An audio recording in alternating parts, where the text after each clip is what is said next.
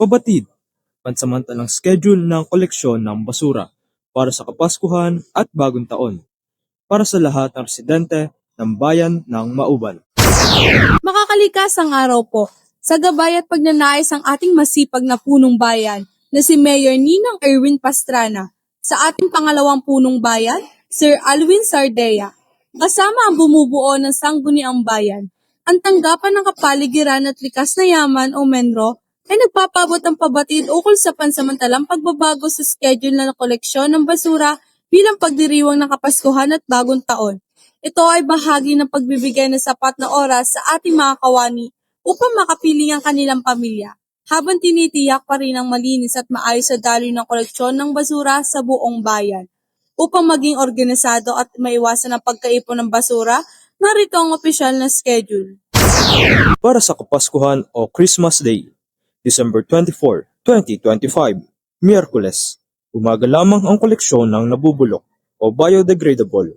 December 25, 2025, Huwebes, walang koleksyon, araw ng Pasko.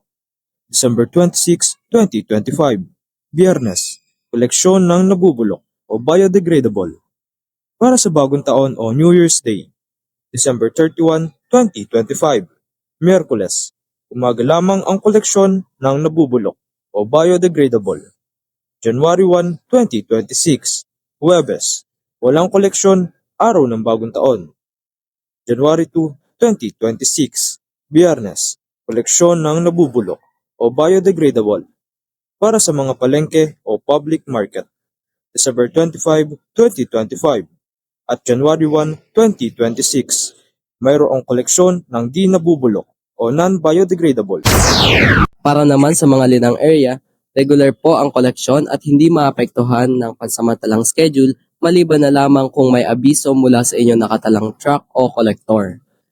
Ang mga pagbabago sa mga pangunahing ruta ay ginawa upang mabigyan ng maayos na pahinga at makapagdiwang sa mga araw ng selebrasyon ng ating mga kolektor.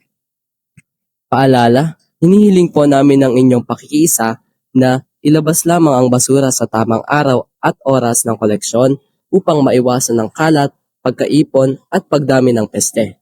Inuulit, ilabas lamang ang basura sa tamang araw at oras ng koleksyon upang maiwasan ng kalat, pagkaipon at pagdami ng peste. Ang maayos na pagtatapon ay malaking tulong para mapanatili ang kalinisan at kaayusan ng ating komunidad.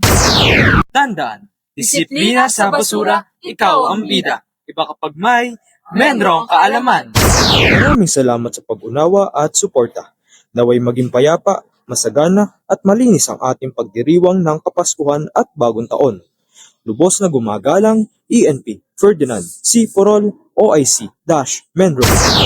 Para sa iba pang mga detalye, magtungo sa 2nd floor Hall Talipapa Building, Barangay Daungan, Mauban, Quezon, at menro@mauban.gov.ph.